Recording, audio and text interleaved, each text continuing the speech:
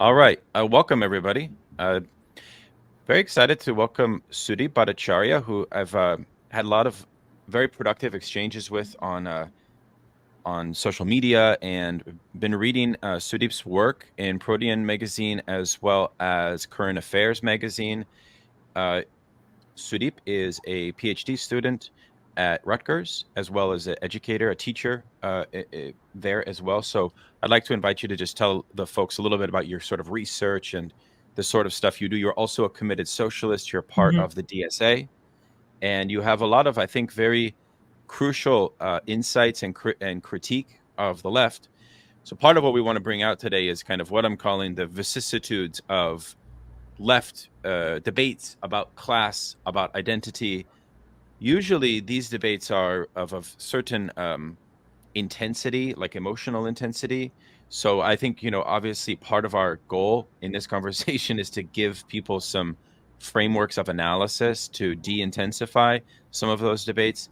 And also, frankly, I think also, like, let's say, to clarify them, like, because I think people often, um, I would even say, Sudip, I don't know if you agree, a kind of natural proclivity or even an intuition to sort of say, well, the left is divided between class first and Mhm. identitarians, right? Mhm. And then it's like, oh well, we can't, or it's either divided between the woke and the anti-woke, and it's this Manichean division, and there's no resolution to it, you know. Right. And I feel that your work is definitely interested in bridging that chasm and also showing that that chasm is also kind of a fiction. Do you agree with that? Yeah. Well, first of all, I just want to say thanks for having me on. I've watched several of the different things you've done on the channel, from the reading groups to some of your interviews as well. Like, I'm a big Lukács fan, so I think I remember watching a couple of videos on him just when I'm. I think I also read Destruction of Reason and just got really into him more and more. So first, thanks for having me.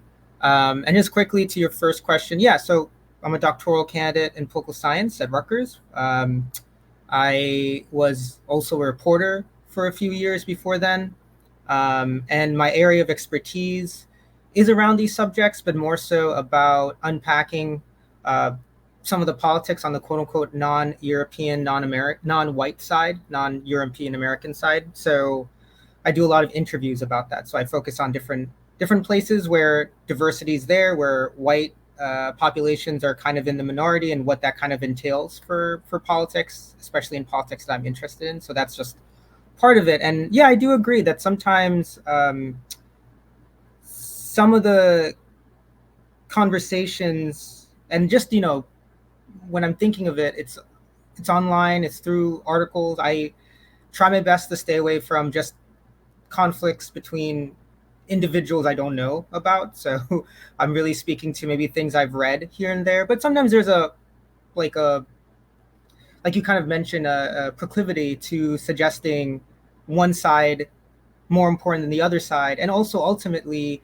the framing itself can be kind of obtuse. Like, for example, the idea of class first or race first.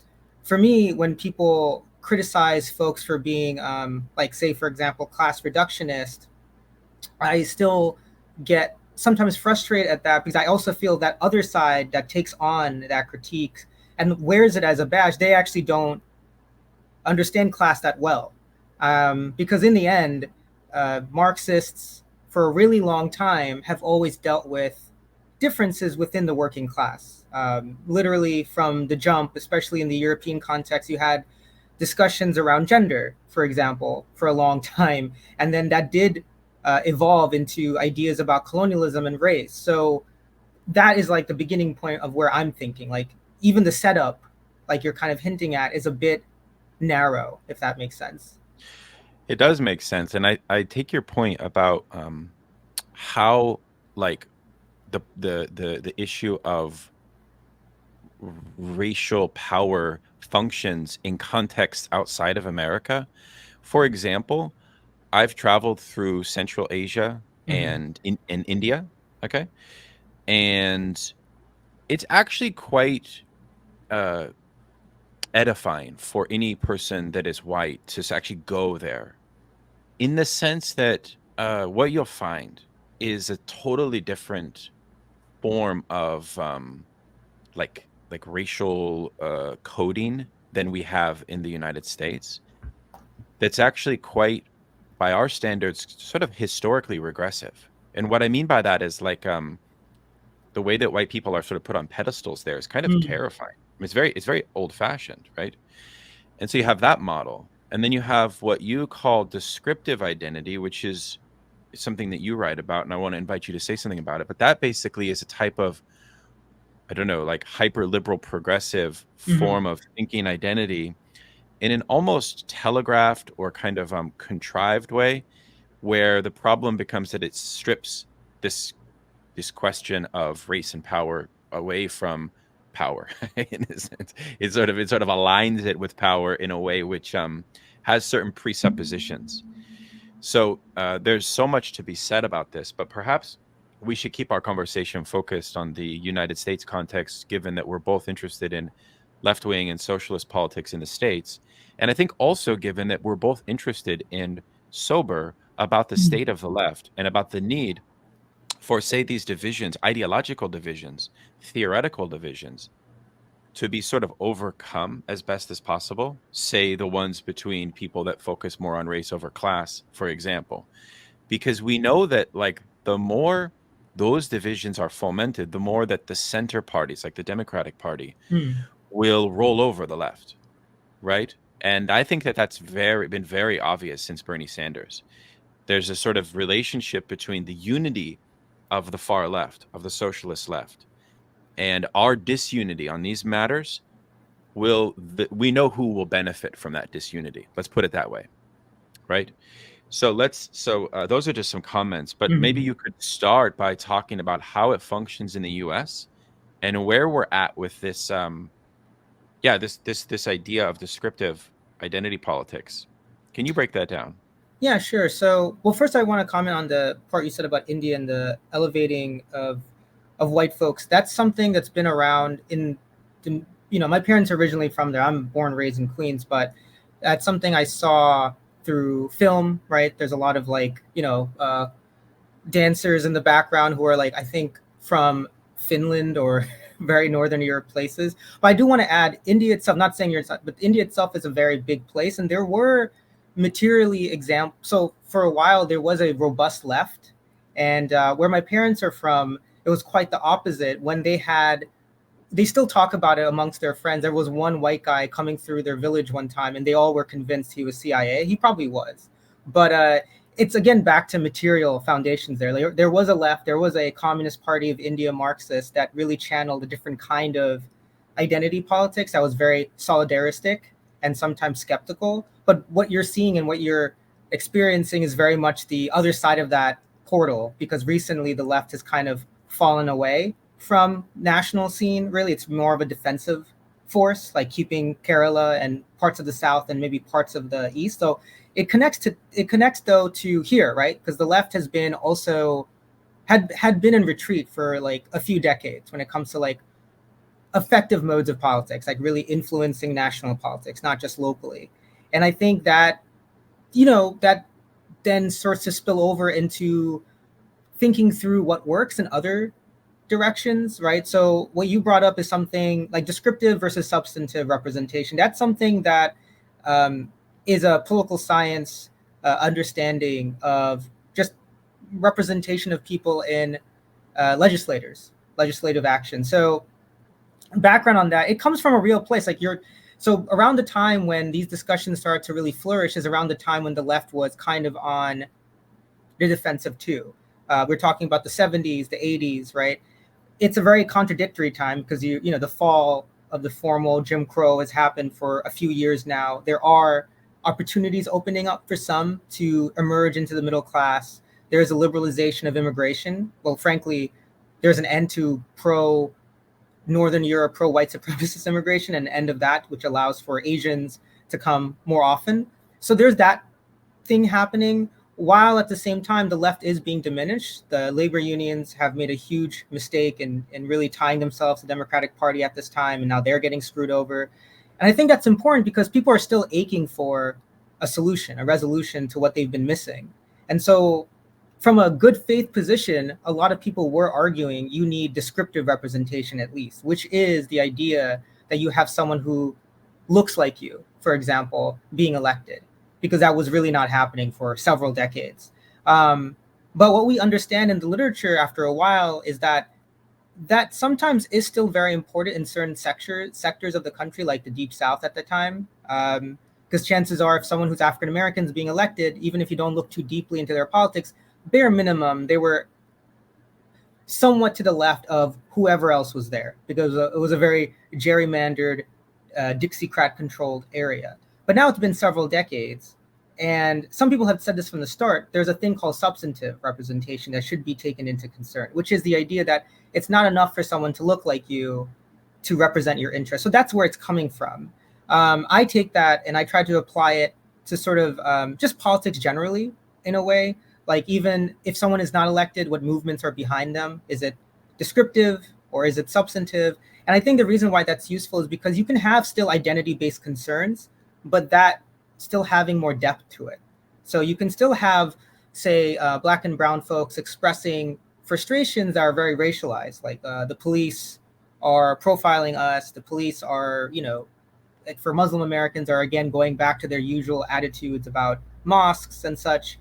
But there's still more. It can go either in two routes. It can still be descriptive, as if like we need more Muslim cops, but the substantive doesn't need to get away from identity. You can have, still more representation, but representation in ways that matter. Like, maybe we need more Muslim Americans in labor unions, for example, instead. So that's where I think sometimes the conversation can be more fruitful. Like, it's not just about one over the other, but how they're being situated instead. Yeah, I think that's interesting. I mean, I think there's several barriers though at the same time, because Hollywood and the liberal sort of apparatus of the Democratic Party, which feeds into Hollywood, which feeds into the standards of representation, which feeds into the Department of Education and how they frame the curriculum and the pedagogy and so on, has since the rise of Donald Trump, right, allowed for the restless agitation that Trump brought about amongst the ruling class, right, and the professional creative class, and that agitation is class based, right, and so the reaction of that class has been to double down, right, Mhm. on this legacy, which actually came from elements of Pan-African universalism, which came from the Black Panthers, and which came from forms of Western Maoism, right? So the evolution of these ideas come from the far left in reality, and at this point in time, they have been absorbed in ways that can be deleterious, right? So it's always a question of how do you disentangle those deleterious aspects, right, from the emancipatory aspects.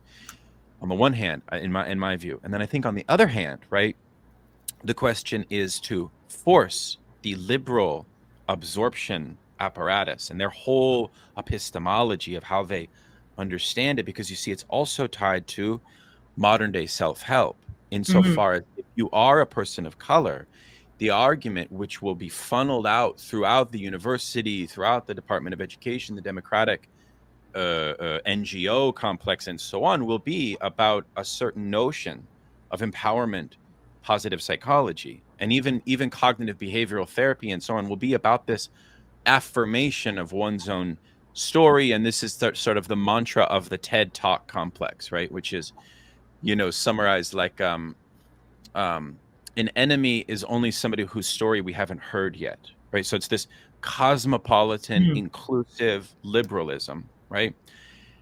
At its core, for socialist politics, it's actually quite a pernicious paradigm, because what it's meant to do is to enforce a status quo adherence. Absolutely. And what do I mean by that? I mean precisely at a material economic level, right? And a class level. So you therefore have a question to ask people, which is, what's your understanding of the working class? Mhm. And that can go several ways. On one hand, it can go, well, the working class is one amongst many in a horizontal field, right? So it's just like the South Asian, it's just like the Muslim, it's just like the African American. That's one answer. Another answer would be that actually stands out from that, and that it subsumes that, which of course is a traumatic, or the second one would be traumatic to who? It would be traumatic to the liberal progressive, insofar as Mhm. for them, they would want to relativize class to just another one, Right. because that doesn't do anything. That just keeps the system in place. So if you take a socialist and a Marxist view on class, the consequences from that are pretty damning for Hmm. this liberal paradigm. They are. And that doesn't mean, by me saying that, doesn't make me a class reductionist, and then we get into Manichean division, and now he's on that side and there's the others. That doesn't mean that, in my view. But I wonder if you agree. Do you think that, like, based on what I said, how would you parse these things? Yeah. Well, I just want to say it's firstly, it's a very delicate balance that socialists and I'm a Marxist. Marxists have to play in this time period, because you're right to some extent. There is a diminishment of, like, for example, following the murder of George Floyd, there was the unrest that happened, and then there was this flurry of folks from the bottom up, but also from the top down. Like you had real concern coming from neighborhoods that were upset, not just about policing, but also about feeling like they were left to fend for themselves, during COVID. And then you had companies like, I think, Amazon, going through its archives, and finding movies representing people of color as examples of like how they stood in line with BLM. But it's a delicate balance since then, because to be really honest, the anti-DEI perspective is still a dangerous one in the context we're in, because it's motivated by people with their own identity politics, right? Like there's also a form of white resentment politics, which mutates into other groups clinging to it, not really knowing, but also having their own form of it, like with certain Asian Americans allying with certain whites against affirmative action, even though affirmative action since 1978 is not the way to describe it. Like, it's always been one of many factors used, like race. But you had this example of people saying, well, you're being, you know, it's not just whites being screwed over, it's Asians, and with that comes a lot of these stereotypes and perspectives about how the social order is fine if you just work hard and all those kind of things. The people Right. motivating that is all these kind of specters of, yeah, their own form of resentment politics, their own form of white identity politics, like, because it also is ahistorical in its own way, like the fact that there is white folks who managed to climb out of the working class, or from the lower income side of the working class to the higher income side of the working class, is due to government intervention, right? That's number one. That's something I do stress with my students. Like, the idea of government intervention has always played a huge role in how groups get ahead, which is important to think about in terms of solutions too, because government intervene, providing programs is good. Like, that's not bad, but that's also something some people like, because it's a myth that they buy into. So it's dangerous, because it's a delicate balance, because within that spectrum of folks who are anti-DEI is all these anti-trans and frankly anti-communist movements, because they're also saying things that are like conflating DEI with communism, etc. But then you have the other side where, in my view, it's not so much like you have, you know, people who believe in DEI who just say capitalism is fine as long as it's more inclusive. I think it's also, again, speaks to the political void that we've existed in for a while, where you have a far right wing that's always going to be advantage in our current capitalist economy, and then you had a left wing that's been now recovering, but for the most part hasn't been part of the picture. And then you have a liberal side that posits itself as the alternative. So there is, again, a real grievance there about, like, hey, these guys are saying people of color don't belong here. These guys are saying certain groups don't belong here. I don't like that. I'm one of those groups, or I have friends. But then you have a liberal who's like the rhetoric is around, inclusiveness, which is good, but I guess from our perspective, it's not still materially founded. It's not about, like, you know, uh, okay, so for example, when I talk to my students about indigenous rights, I tell them, like, you will hear people saying to you that indigenous people need to be seen and heard, which is fair. There'll be more movies about them, maybe there'll be more TV shows about them, maybe there'll even be more elected leaders, which is true. But think about what the actual program of European colonization was. It wasn't just about Europeans coming and saying, I want to feel superior. What were they actually taking away? And that, starts to click, like land, resources, rights that pertain to property. And then it goes into this more robust discussion about what will we need to address those concerns. And that's where I kind of allow students and even people I organize to think about. And I think that's one of the many kind of useful interventions Marxists or materialists can play when thinking through this really delicate balance in a country where you're kind of stuck between a far right that's chomping at the bit, every so often having a Vivek Ramaswamy do a bad rap, and then talk about invading Mexico, which is insano. And then you have a liberal side like Biden, who's very much like, hey, that side wants to get rid of you, vote for me, while he's also conducting Right. similar politics in a way for many people of color and working class people generally. Right. So I think that you are making some excellent points, and I think that part of the question as I see it, is that like ideologically, there's a sort of political education that we all would benefit from engaging in around the history of these dynamics, around historical and political memory. For example, um, the contradictions for just this one example, the contradictions of the idea of a singular interest on behalf of a large group, say like Muslims, for example, is so kind of perniciously flawed and off when we look at how the Muslim world responds to the Gaza genocide. There's no unity in that regard. Mm-hmm. And in fact, it's a political material split in the way that, and the same goes with any of these so-called public interest groups. So there's a kind of built-in manipulation that the ruling class will use. And that's another reason why when I invoke political education on class, a lot of people think that, oh, he's so interested in the working. I'm not. That's actually not. That's only like a part of it. Mm-hmm. I think another part of education on class issues and power is that in a way of getting at the heart of what constitutes like a ruling class ideology, or what constitutes like that kind of power nexus, right? And part of the success of contemporary liberalism, I think, is found in the fact that they can conceal that in some way.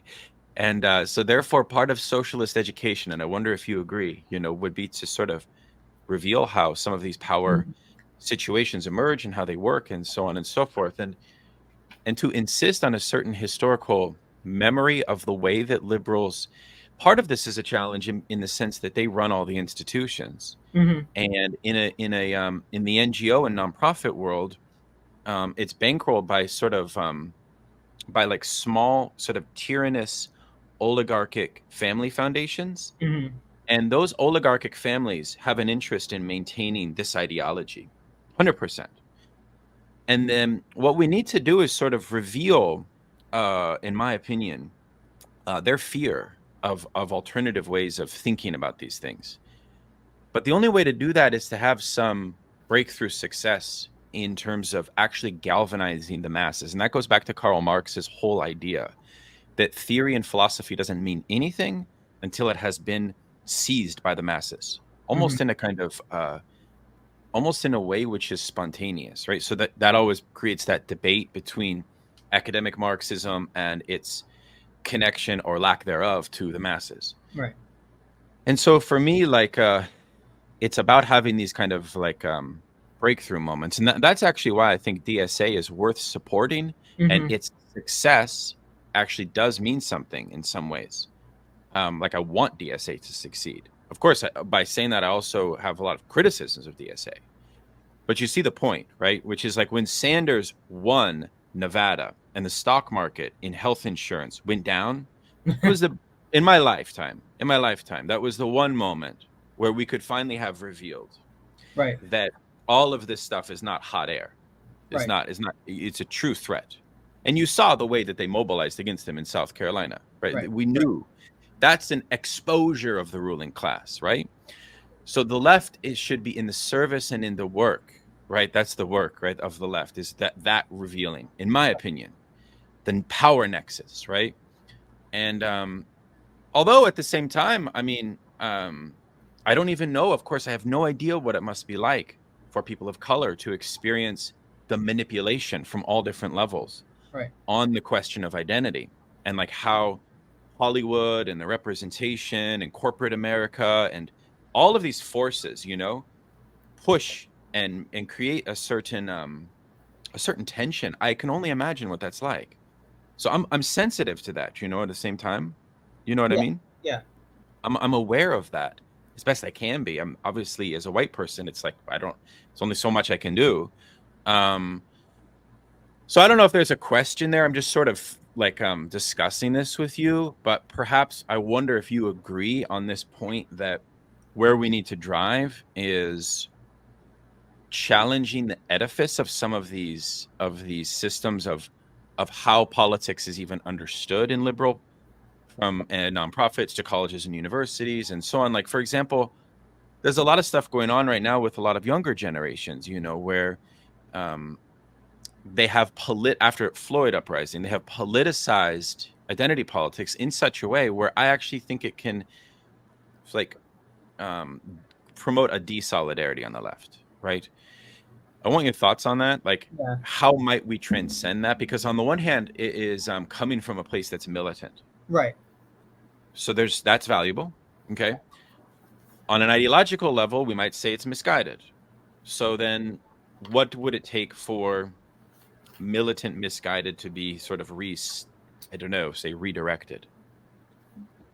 Yeah, no, I wrote a couple of things here in response. Well, I mean, to get to your, I don't know if I agree with that entirely. I don't think I've seen a lot of students develop racial attitudes that would be described. I think so it goes back to what I've said earlier. I don't think it's so much as people being manipulated by certain identity politics or liberalism, which in my view, right now is just another form of conservatism in some ways. There's not much difference between a liberal person in the higher, I mean, that's class, upper echelons of power with a conservative. I mean, I tell my students, you might think a liberal is friendly towards your project, but wait till you see a socialist running for something, and then they'll, run the other way towards the right wing, which is what even happened in 2020, right? Like, I think Bill Gates, I think he mentioned, it was him or one of his billionaire friends who said during a talk that was public that he felt uncomfortable about Sanders being the Democratic nominee, and I believe someone on stage actually had to like guide him back or away from his real answer because they felt uncomfortable for him. But those moments are the ones I tell my students, like, it's not so much about they have the right attitude, just see what their real attitude is, like you said, the edifying or the revealing when they're actually challenged with a real alternative. So really quickly with that, I think what's happened though isn't so much as people hardening their stances or anything. I think it's more like there was a segment of people, and still are, that have generated some real frustration that can skew progressive. Like with Palestine, for example, there is evidence showing that polling has shown like a lot of young people are slowly drifting away from Biden based on what he's done in Palestine. The danger, though, is not so much they drift away completely and don't care. The thing that I feel is so dangerous is, again, back to what I said. There is a void, though. There isn't, as much as DSA is, like, I'm a member of the DSA, as much as it's grown over the last several years, it's still not at the level that it needs to be to capture that energy and help it develop further, right? Because that's what I feel is actually happening. There is a level of militancy that grows from immediate frustration. And this is where I get frustrated with maybe some anarchist attitudes or some libertarian social attitudes about consciousness. Like, I'm not suggesting people need to always have a guiding hand on everything. Like, if someone's pocketbook is being hurt and they're sick and tired of paying certain prices, they'll get that, from like, God damn it, like, I come back from the ShopRite and it's still costing me an arm and a leg just to get stuff I used to get a year ago. Like, that's obvious.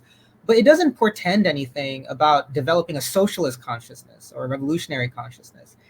So what I wrote down too, I think what's missing though is literally the most boring answer, but the one that I think a lot of Marxists and revolutionary militants have said, which is, some level of an independent socialist org. DSA has some bones to it to do that because it's a multitude of chapters that can sort of behave the way it wants to. Like, I was in a chapter where we didn't endorse anyone for local elections because we were like, well, there's no one around that we think is that good, and we did feel like a lot of folks coming out of the woodwork were just saying democratic socialist because it was like the Sanders wave, and they're like, oh, I got a new term I want to associate myself with. And then there's other chapters, rightly or wrongly, who really go strongly in favor of electoral within the Democratic Party. My view is, yeah, so there's some bones there, but those bones need to be thickened, I guess, in terms of building an actual independent socialist constituency. And I don't think that's actually happened in a concerted way. Well, And the I reason why think that's true. Yeah, and the Right. reason why it's important is because, like I said, I'm not arguing that all people of color are just like waiting to be revolutionized. That's not what I'm saying. What I'm saying, though, is this answer is kind of proven historically anyway. Like, people of color are not unique. We're still faced with very similar universal problems like class and colonialism and what's that. And the usual answer to these problems is having other folks come in who are people of color, and even in some cases like white folks, whoever is interested and invested in the situation, to develop what you argue, which is like educational format, so they can develop an alternative of seeing the world, an accurate way of seeing the world, but also coupled with campaigning, right? That's like one thing. Like, you meet people's short-term concerns, they're opening up to long-term solutions. Like for instance, again, the repression that people faced in George Floyd, the aftermath of George Floyd, it was a multitude. It was the actual repression from the police that were unleashed. It was like literal physical violence, and then there was also the fact that you had people running dry of their own resources to keep fighting. Again, and also the solution was abolition, but there was also a tendency where you don't have a lot of interaction with people who could really think that through with the people who might know more. All of that could have not been totally resolved, but could have been at least positive, positively, when there is like an organized force. And I just want to add one more thing. The confusion over identity politics speaks to this, but also confusion over class. Like you said perfectly, I think I've seen it also in chapters I've dealt with. There's also a confusion over sometimes basic things. And I'm not saying people are dumb or anything. It just, again, goes back to like, we've all been steeped in a very neoliberal culture for a really long time. And our only interactions materially with collective forces are our religious institutions, our local bar, occasionally a civic group or a reading group we organize. But in terms of the bones of building skill, of building clarity together, even you can see that spill over into I've had conversations with folks who, when they define class, they think of it as income based, or they think of it as occupational. And that, to me, again, is the same. It flows from the same issue, which is a lack of a political form. That's true. I think the other question for me, when we ask the question, why has the left in America not developed a new political form that would transcend the kind of limitations of the baby boomer generation, which created like the Green Party, right? Which was really a kind of ethical critique of capitalism, not a deeply reformist, not even close to revolutionary, right? Not based in Marxist principles at all, etc. Kind of became a kind of moral opportunity for people to align themselves symbolically against the excesses of the two bourgeois parties. So there's an argument to be made, right, which is part of the reason why this hasn't happened, is in part because the young generation of left-wing and socialist intellectuals, thinkers, and professionals are themselves actually deeply reliant on the ecosystem of the wider Democratic Party. And I think that is true. Now, that's a hard conversation to have, right? It is obviously a hard conversation to have because you can have it in a vulgar way, right? Like there's some online Marxist-Leninists who have that in a vulgar way. And I'm not really interested in that. Right. Like the critique of the professional managerial class Yeah. can have a kind of acerbic or kind of almost like vicious and reductive. Like there's people that watch my videos and think that I have no association to working class because I have books in my background. Right. Then they therefore think that class is whether, like, how many books you've read. Right? That's what they think, right? Like I had a debate with Catherine Liu, and like all of her supporters were saying, "Oh, you shouldn't talk to this guy. He's got too many books in the background," right? And so, like, that's a reflection of the type of framework that Catherine's critique of the PMC puts forward, which actually strips my own class position from its real foundation. So it's a deep limitation of that. It's a really, really reductive way to think about it. But moreover, at the same time, right, I think we do need to have an honest conversation about how the Democratic Party can absorb seemingly maximalist, abolitionist forms of left politics into its edifice, into its magazines, into its wider cultural ecosystem, and how like that perpetuates the status quo itself. So I'm fully with you. And I know also that the notion of breaking off into a new party is one of resources. Yes. And unfortunately, in capitalism, and just as a little Right. side point, people may not know this, but Marx and Engels, either they were at the bar on the weeknights, or they were raising money. Right. Right. Okay, and they were raising money from rich bourgeois, Right, to support working class organizations. Okay, and so that's hard. It requires immense resources. If you wanted to create a socialist party of America, you would have to find wealthy individuals to get behind that. You would have to do that. That's a fact. You cannot just run on some ideas of a platform and principles.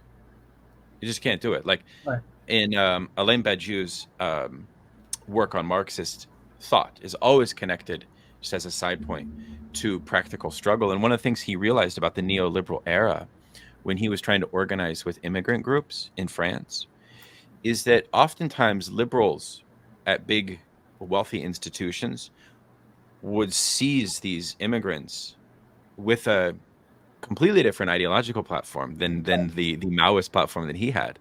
But they seized them because they could appeal to the identity and they could provide them with a certain resources and fit them into this kind of atomized liberal framework. And so the communist or the socialist thing lacked the resources to keep their political organizing going. And that becomes a true question, I think.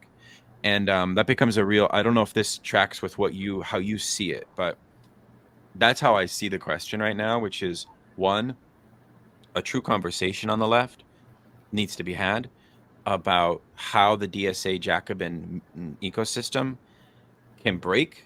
And of course, we call this the clean break or the dirty break, that whole debate, right? Can break from the DNC apparatus.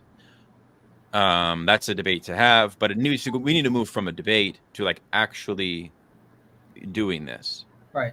As I see it. Right. And I want your take on that. Like, if you disagree, please tell me. No, I'm just well, it's really funny. Even when you mentioned the book thing, I think that also again lends itself to what people have said for a while, that crisis doesn't produce clarity necessarily, even for those folks who suggest that they are Marxist-Leninists, right? Like the idea that if you have books behind you, or like I said, how they associate class is very identity in its own way. Like it's about, how many books you didn't read, I guess, or what occupation you have, or I mean, there is a truth though at the same time that like Donald Trump's base is from non-college educated people. Right.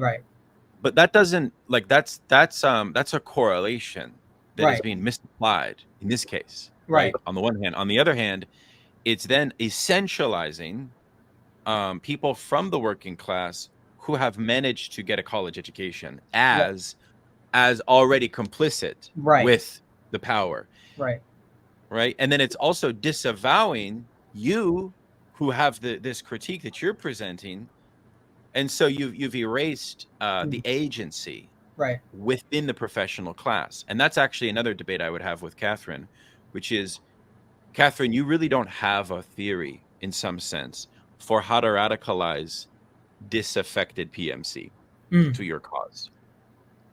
I mean, it's I don't know. I mean, maybe she does. Maybe that's unfair, and I respect her a lot. But I do see these limitations. Sorry, go on. No, but that's kind of what I was getting to, which is, well, like there's tons of like kids from blue collar backgrounds, lower income backgrounds going to college because they've been told they need to. So they take out loans. It doesn't, It doesn't make them complicit, really. in the edifices of capital. And sometimes, ironically, the people searching for a sense of working class culture themselves come from these backgrounds. I feel like when I'm with them. So, like for example, I'm gonna be honest. Like I grew up in a middle income household. I didn't really have to struggle economically while growing up. Now I'm just like most of my friends, just plummeting. But as you know, like most educators in this kind of line of work are themselves like adjuncts forever. So there's all of that that's missing too, and it's also very dismissive of the actual tradition again of Marxism, like it is with identity issues or however it's conceived. Like you mentioned, Marx, as much as he was in poverty, he was a thoughtful person, an academic person, and there's a lot of like thoughtful people. Lenin read a shit ton of books, to use the academic phrasing, like a shit ton of fiction, nonfiction. Right. Amilcar Cabral, the leader of the Guinea-Bissau movement, was considered to be petty bourgeois. He even said so, but he was like a class trader. So all of that's there. And then to your other point about how do we then get to a place where people are more solid, at least? Like we still need debate. Like even if you understand class to be something that's not about identity, like the John Fetterman, I wear a hoodie, look at me, while I profess to kill more and more Palestinians. That's the problem. But how do you get to a place where people won't get fooled by that again? At bare minimum, it requires, yes, a breaking off, but also just requires, like you said, resources. But in my mind, it also means resources that are not just funding. I mean, that helps, but it really requires a real leaning into a simple idea of like organizing as many people as possible. I know that still requires resources, but even in the DSA, like I saw some numbers from a few years ago, so they may have been improved, but the density of African Americans in the org is still very low. Uh, Asian Americans are a bit higher at like 6%. South Asians are a little bit higher amongst Asian Americans. That's like a material issue. Like it's not just an issue of moral, like, oh, we don't have enough. It's like the country has changed. Like it's returning to its, like, I joke about this just to scare off some people, like it's pre-colonial roots. Like it's going back to being, mostly non-European, but at the same time, these groups, DSA, there still isn't enough of interaction with that, like intervention in that. Like instead you have communities and Right. neighborhoods left, like there's no one really going in there per se, but when they do, it's usually like a community member from the Democratic Party coming in Right. and being like, hey, there's a vote drive, register. And some people believe in it and some people don't, but at the bare minimum they have someone from their side there because of Well, resources. that's really smart. I mean, part of this thing on class that I want to say from my reading in the history of working class struggle, it's never, it's often not the case that the leaders of socialist and working class movements are themselves workers. Right, Exactly. You know what it usually is? right. It's people who have experienced either profound downward mobility Mm-hmm. or who have a experience with a class in a visceral way in their family. Right. So, for example, if you take the like the Communist League or the League of the Just, the organization that Marx and Engels were a part of right around the time of the 1848 revolutions, Right. the majority of the leadership there were actually artisanal petty bourgeois. Right. Okay. And what they were advocating, though, okay, this is important, not for their own representative interests. They were advocating for the broader interests of a certain form of worker who is experiencing immiseration, right? And for the alleviation and the universalization of policies to eradicate this, and for that class to seize the mechanism of power, right? For the question of working class democracy and leadership. But you see, the point I think that is often missed, and this is because liberals literalize class, right? So they think of class as a static position, and that's why they think of class vis-a-vis income. But they don't understand that class is actually this nexus of an interconnection of interest that requires a kind of subtracted analysis of how the subjugation of wage labor functions in capitalism and how it needs to be remediated, and how the ruling class bourgeois parties, Democrats and Republicans in our case, will never do that. Once that's understood that they will never do that, you then present demands for that, and they won't be met. They can't be met, right? And that then becomes the basis of socialism breaking off from liberalism. Right. And so we haven't gotten to that point yet. I mean, I hope that we can. I hope Right. that we proceed in that direction. But I think the important point I want to stress is that to advocate for class interests does not require one to be a working class person. It's Right. not like that. And but you see in your theory of ascriptive identity, I'm sorry, of descriptive identity, Mhm. then it would be like that, you see, Right. because in that model, only people that can see like on Right. like can Right. advocate for things. But that's not what class politics Yeah. is, in my understanding. Right. Does that make sense to you? Yeah. Yeah. No, I think, and it brought to. So I wrote down some more things about, like, so I wrote this article about the suburbs I sent to you, which is really about a little bit of what you said. Like, for instance, even how we think about race and class is different from 30 years ago. Like, one of the things that have happened the last 30 years that you have seen people of color move into the suburbs more so than staying in the city, which is also, I joke about this when people bring up like the city or urban politics or inner city politics. They're talking about it like it's like it never really existed that way, but like they're talking about it in a very like 1980s action movie kind of situation. Like the inner city is really the gentrified part now. There's a lot of people who've been forced to flee into the surrounding suburbs, and some of them, moved with also elevating themselves into positions of being white collar workers, and some of them also came with the understanding that they're still low wage workers, but now live in the suburbs, have to maybe commute into the city, or they work around the warehouses. Like New Jersey is a great example. That's where I'm from, and I've seen it like around me where I grew up. Like I grew up middle income, but around the area is like a bunch of warehouses, a bunch of people of color working there, some white folks too. And I think, to your point too, like that creates a little bit of a confusion when we don't have a deeper analysis or a real materialist analysis of class. Like, for example, some people could argue then, oh, the suburbs are just these people of color who've entered the middle class, they're all, complicit, which can happen. But the middle class itself, as even Marx facilitates between how to describe them, is a messy, coalition of things. It could be the small business owner who is crappy and would want to just, complain about how they have to be forced to pay a living wage and I just can't hire that extra person. Yeah, that's complicit. But you have a whole group of people who are just white collar workers who are still being exploited in the traditional Marxist sense. Like just because they're sitting at a desk, that means they're still doing an extra hours of labor. So the materialist idea of understanding their position is useful, though. It's saying that, at the end of the day, they are workers, but maybe there's more mystification of where they sit, because the suburbs is that on a larger scale. The purpose of the suburbs is to say to you, hey, you have your home.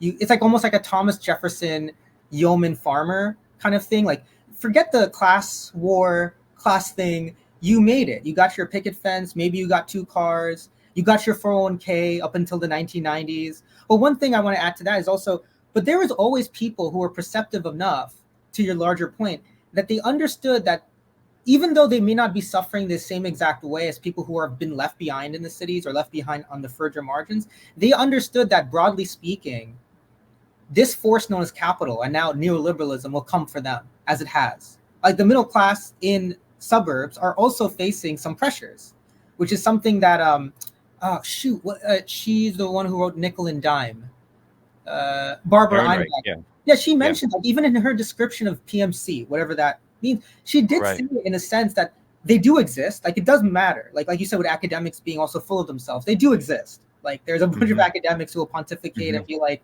but then when a union comes through, they'll be like, oh no, I don't know what to do. So there's that.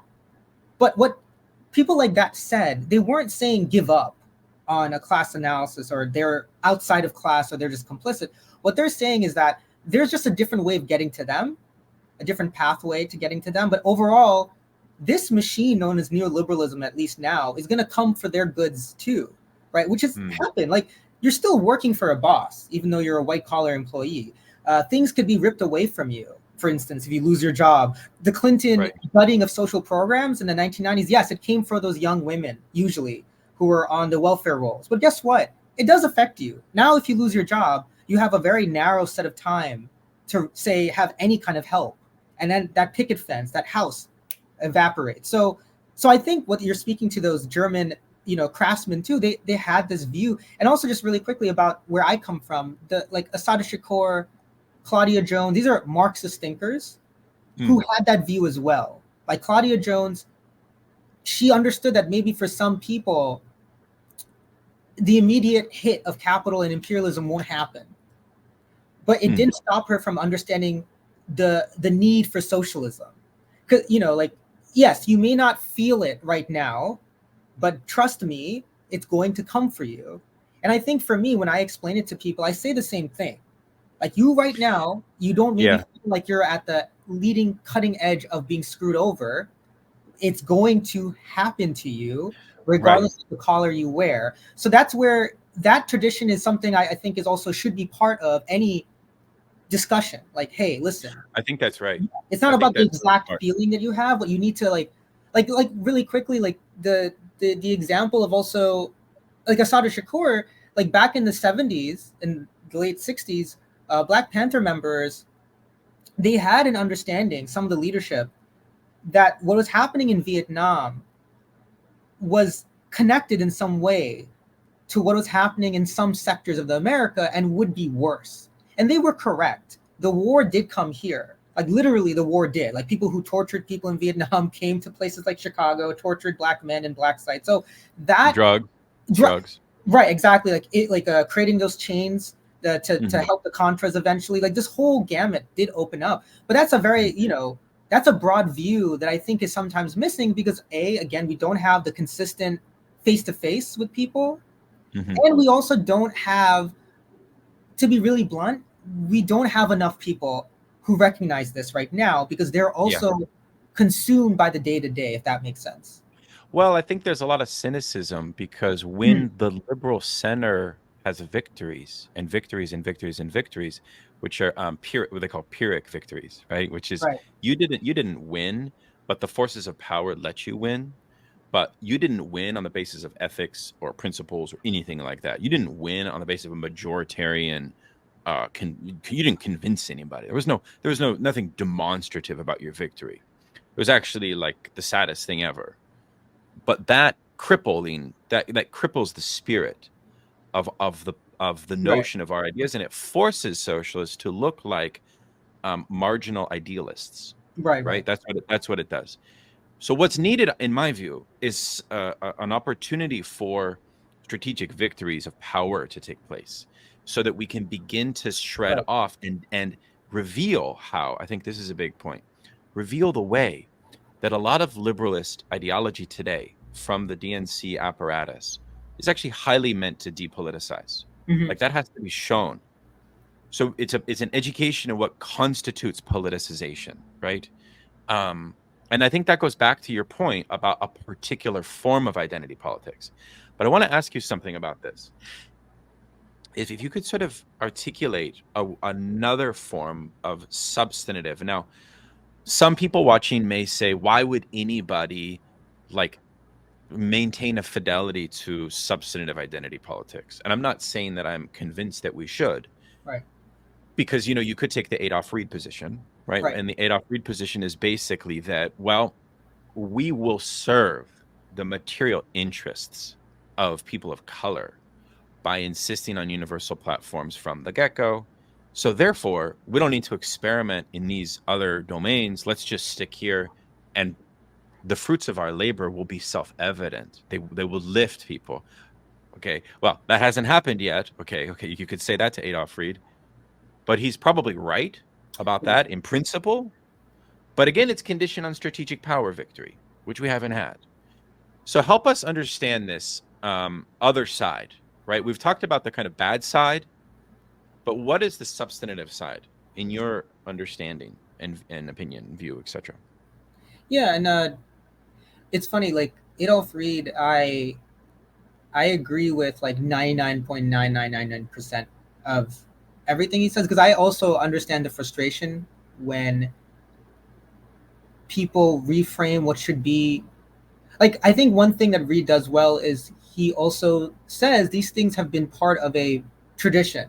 Again, back to like, these are not new solutions or discussions. There are people from way back who believed in this stuff, who were non-white, who were black and brown. So that's one thing, and that's something I always appreciate, because I do get frustrated when from either side come to this discussion from like it's never been said before, never been tried, there's never been like this sort of conversation. So that's number one.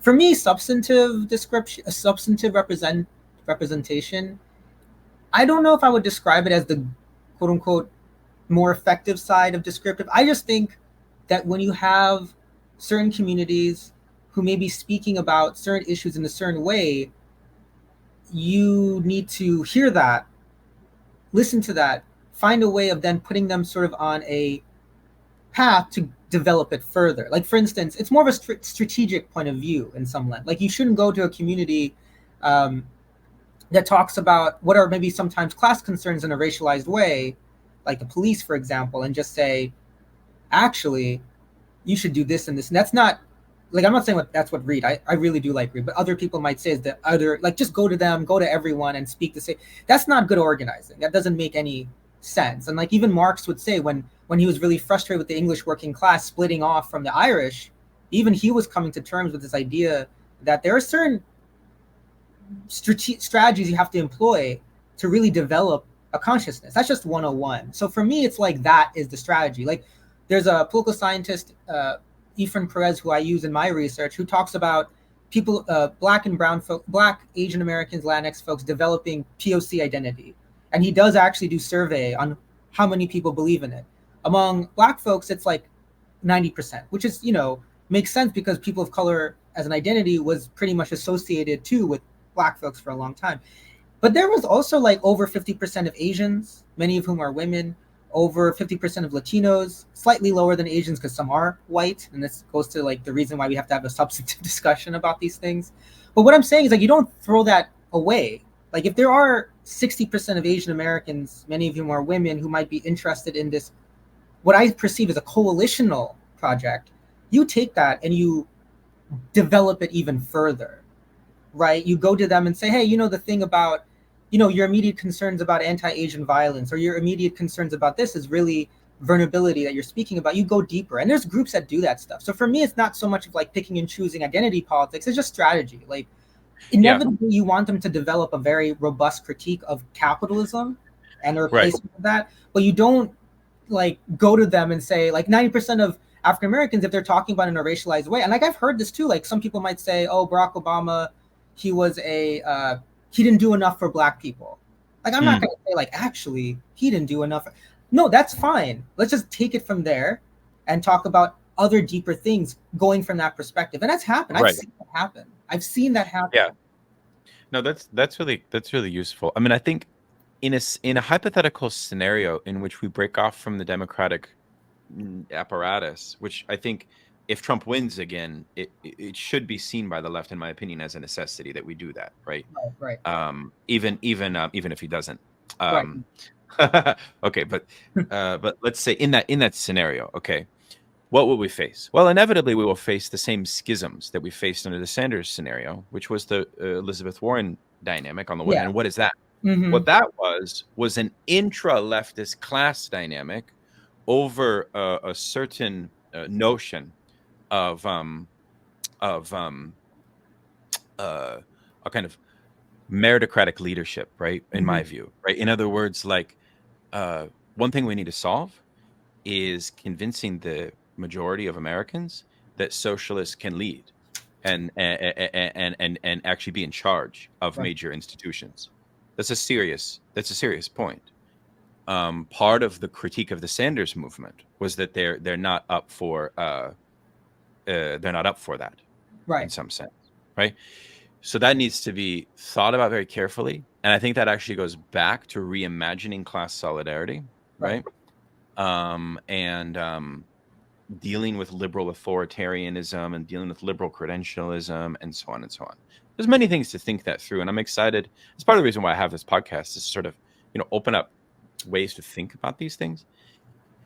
But I mean, I like everything you've said a lot, and I think there needs to be an awareness, especially on behalf of folks on the left today that are so exhausted with identity politics that that communities need to be engaged Right. on the terrain in which they understand Right. politics, and the way that they understand politics is going to be through a liberal lens. That's another thing. Is what do you do about the dominance of liberal frameworks? Like, that you can't escape it. I mean, you can take that reactionary anti-DEI thing, and that is reactionary. Yeah. I would say, even like when you say I'm anti-woke, nothing good will come from that. Nothing good will come from saying you're anti-woke. Right. I would never say that. Right. I've even suggested on Twitter that like I have criticisms of woke. Right. It never works out. People Right. don't, it doesn't work. So there's so much work to do in these ways, and it requires, like, I guess a lot of sort of solidarity and political education and determination and sort of consistency, I um, I think and overcoming cynicism as well. I think it A requires what lot. you said earlier, winning though too, winning things for people on a explicitly uh, socialist or more left program, right? Like I think because in the end, DSA, like you said with DSA, I think I have lots of criticisms about DSA, most of which has to do with its inability to sometimes be coherent. Like I don't like I get frustrated when I get frustrated by certain critiques, like from the center right of the DSA. I get frustrated by their critique suggesting that DSA, like you said, needs to be materialist, but they're also not really, because when they say it, they just mean more elected figures as they are, right? It's just that's not, if you're working on a strategy that keeps losing, like we've gained 6 members of the squad in Congress, which is fine. That's 6 more areas that get benefits for people, but that's still 6 people. And we're also in a world where Palestine is being bombed to dust. So I don't know how you can look at that and be like, we just need 6 more. Like over what term? Like 10 more years? But then there are far left. Like I'm just a Marxist, and I'm obviously more on the left side. Like I obviously is not right wing, but there is a far left critique of DSA, which is also not useful. Like, oh, it's just, they're all electing people. They don't care about the day to day. What I've seen is people care about the day to day. Like I said, the chapter I was in initially was caring about that a lot, and the people I saw as leaders were caring. But still, the weakness was we lacked resources. To your earlier point, so there was burnout. I was burned out, even though I didn't do as much. And then the other problem was sometimes the people we're bringing in, we weren't able to have really important discussions to clarify what they should be doing and how they should be leading or guiding or presenting our argument to their community. So it was like this full circle of the snake eating its tail or whatever, where we're like there was a lot of people who joined, but I assure you, a lot of people who joined who needed some kind of clarity as to why they're joining and what they want to do with their influence now, and et cetera, Right. which is severely lacking. And then I wrote down somewhere else, like the winning the campaign part, like the anti-Trump resistance, I totally get, like I was part of it. But then I saw that sometimes there's a tendency for even socialists to play a background role to these coalitions we're in with liberals and progressives. And then there's no real discussion about what we are trying to do. What we're, because Right. Warren is part of that world. Like the schism you're talking about is not even like, it's as old as forms of liberalism versus socialism. There was a Right. time when liberalism at least took ideas from socialism that would made it harder to sometimes defeat. Like, hey, you don't want to have Right. whatever Soviet style bureaucracy, which is also bunk. Like I'm not, but still, you don't want that. You want this new thing, great society thing. The liberals have also strayed away from that. By the way, the liberalism we're talking about is purely neoliberal. Yeah. Inclusion into the mess. But Elizabeth Warren did sort of show that schism that did exist once, where you can have a critique, like you said, an ethical critique of capitalism. Right. And like you said, she even had this idea about the Green New Deal, which included just greening the military bases. So there is that level of, but what I'm saying is, like, we still weren't able to always do a good job of arguing against, because again, we just lack the forces to do it internally. And so you saw the schism. But I do want to say Warren was rejected. Like, just really quickly, like there's True. hope there. Like a lot of people, she lost in Massachusetts, like in the primary. She was like Right. second and third.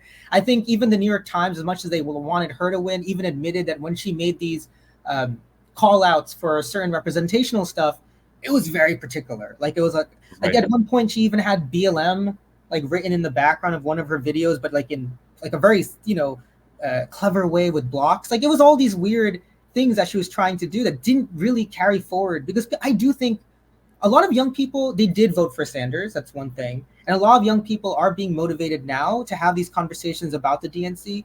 But again, my worry is consciousness does not form from just having these simmering discontent. There needs to be people intervening to say, listen, what you're feeling, you should not go that way. Like there are Mm-hmm. other things to do. But to your point, also it means winning things that people could actually feel, like student debt or something. Like, oh, I can win this with this guy. Let me try to Right. do more with them. And then it's a dialectical approach. It has to be something where people are also engaging with discussions while they're winning, not one or the other. Like if they're just engaging in discussion, that's really annoying. Like working class Yeah. people, like I don't have time for more meetings where I just sit down and want to talk to you about education. Like I feel weird. Like if I'm not helping you with your time and resource, how are you going to engage with this text that you need to read? It's like, one thing needs to have the other, if that makes sense. Yeah. No, I think it's true because however you slice it, this society that we live in produces radicalization like all the time. And there's a Right, certain right, like, right? Like people get radicalized in some sense, irrespective of class background. And I would actually even say paradoxically, working class people, for reasons I've written about, actually get radicalized differently.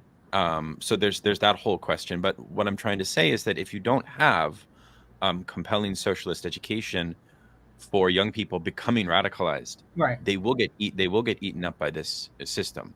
And I think our conversation has really shown the blind spots of that model. And part of the other thing with that model is austerity, in the sense that Mm, a lot of folks, because it is such a cruel system that we have, right?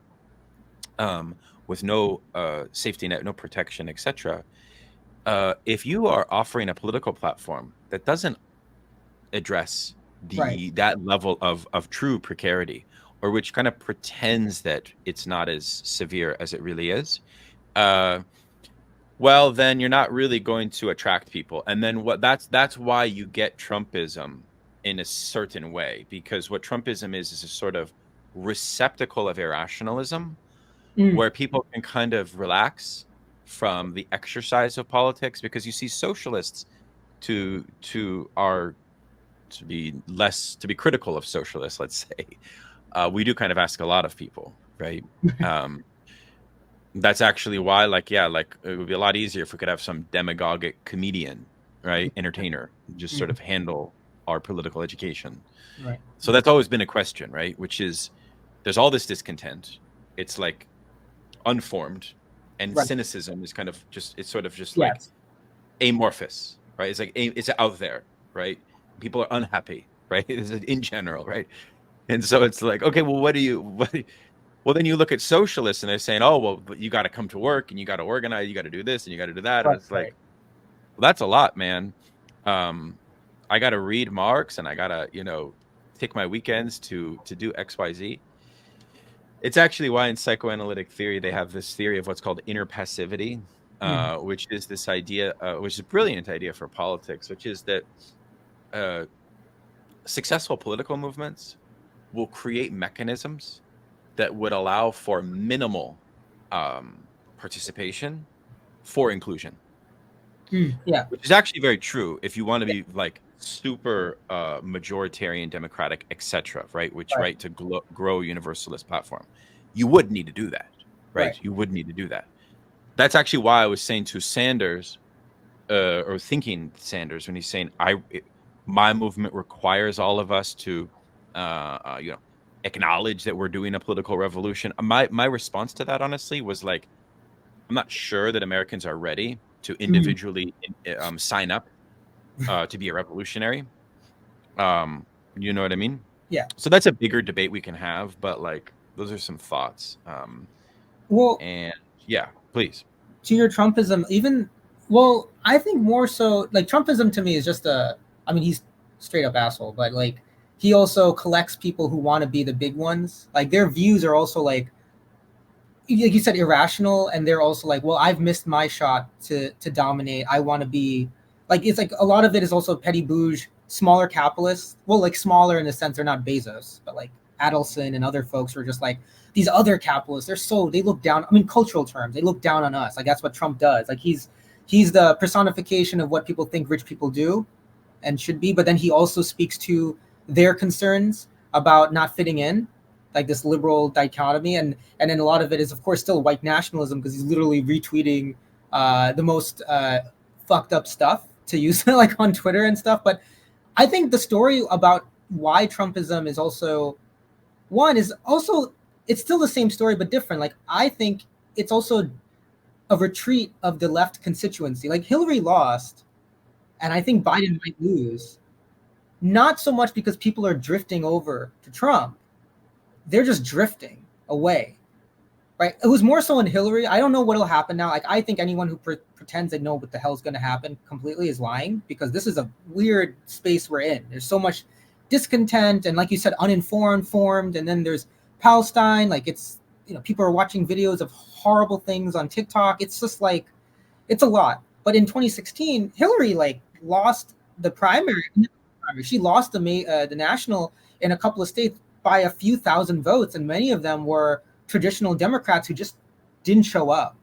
And the reason why is because there's a really great article by Malika Jabali, who also wrote this article in Current Affairs. I forgot what it's called, but if people look it up, you'll find it. She said she went to places like Milwaukee and she interviewed mostly African American men who didn't vote as highly, and a lot of them either moved from, I think it was Arkansas where Bill Clinton was governor, or they had family who moved. They remembered that. They remembered Clinton being an asshole, basically. And they were just like, I don't want to do this over and over again. And so to me, that's also a reflective idea of like the lack of material, goods and services that people need. And also just talking about racial justice in a material way. Because like, frankly speaking, Biden has tried this. Like he is a little better at this than even Hillary is. Like he does every once in a while come forward with this, like, remember I did the Inflation Act, the Reduction Act, and working class people. He was on the UAW picket. That's a big deal. I'm not clapping for him, but that was a big deal. So someone on his team understands what to do. But that's why I think socialists, well, we're still marginal. I don't even know how many of us really have a relationship to people. Like that's the other thing. We're not even in the picture still.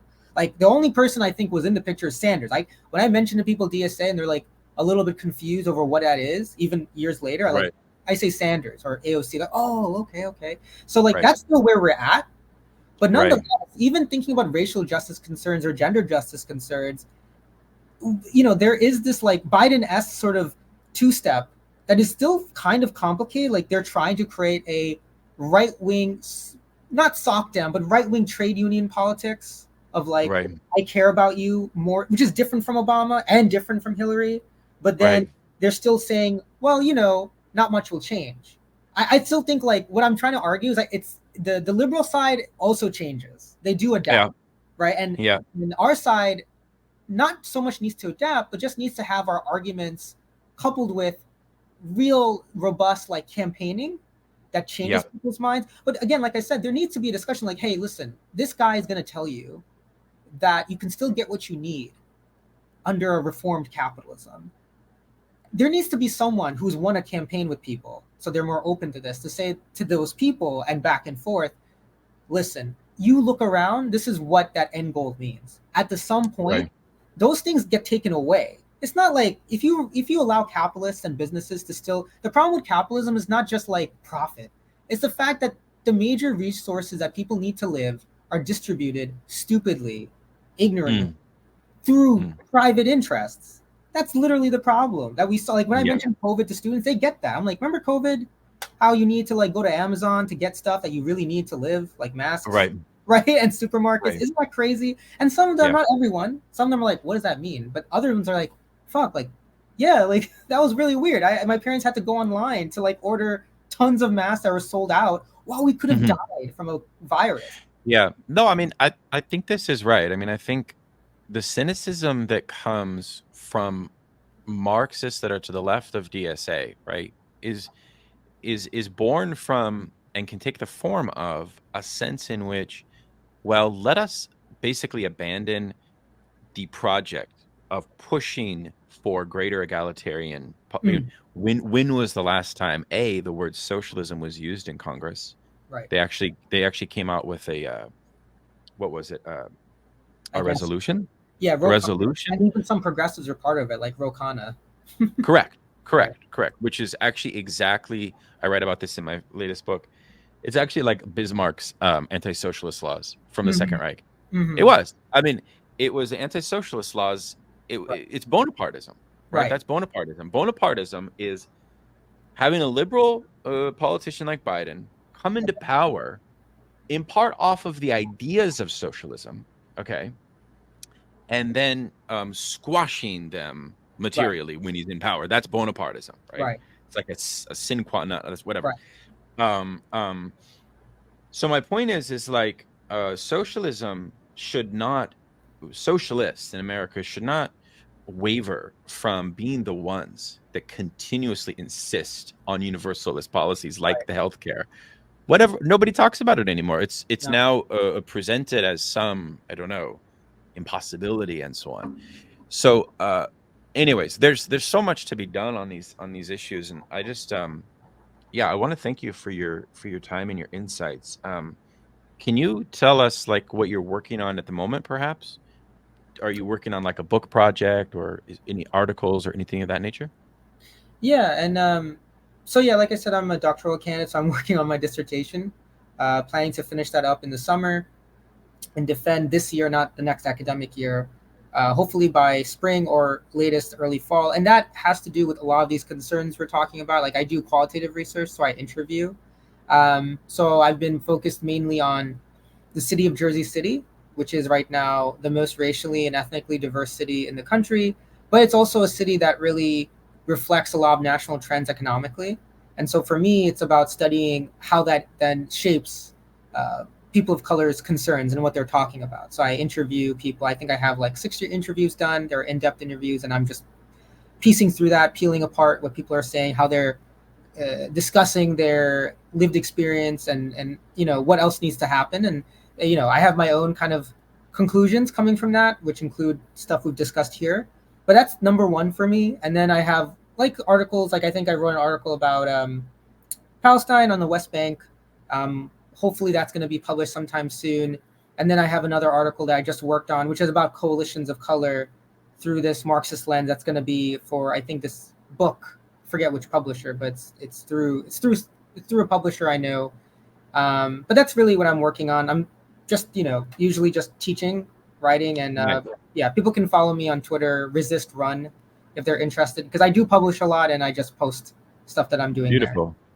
No, I mean, I'm really happy you came on because I feel like we share this solidarity with trying to help the left overcome these, frankly, like superficial Mm, debates on race and class. And I feel like this conversation was so much more like, beyond that. Like there's, mm. because there's always these sense of like animosity and things Right, like that, and then it becomes like the Wordsworth poem of two ships passing in the night. right, There's no dialogue.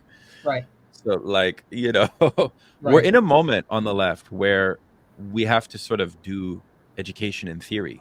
right, It's important. right. That's why these conversations matter, like I feel like otherwise uh it's a liberal tidal wave Well, in a just way. the Reed thing, like one thing that Reed is really, I mean, I think he's right on a lot of things, but one of the major things I do think he's really useful on, and why I like him, is that if you get away from how people think about him or discuss him based on some of his interviews, because sometimes he can say a thing or two which can upset people. But I also think, like, I don't know how he would take this, but I view him as an elder, regardless, as someone I should respect and listen to. I've actually had the chance to meet him once when he came to, I don't think he remembers me, but he came to like a paper I discussed, and he liked it, and it meant a lot because he really did you know how these discussions can be. People come and they just don't really listen, and they just have their own pre questions planned. He didn't have that. Like, he was a really, really good person. Like, we shook hands, and he was really, really, really kind. So with that being said, one thing I do like among many is that, you know, at the same level, some of this isn't that complex. Like, it's complex in the sense that you need to build a resource structure that creates funds for people, creates, like, you know, what we had back in the day with the Highland School. I know it's still around, but they would teach people, you know, certain ideas, and then they would go off in the civil rights. Like, we need all of that and more, but at the base level, it's literally just chapters extending themselves to certain communities and seeing where they're at, and then going from there. That's what the chapter I was in tried to do. We did go into different working class or lower income communities of color, Asian, Latinx, Black, and we, you know, we couldn't get everything done because it went back to us being burnt out because there were so few of us still.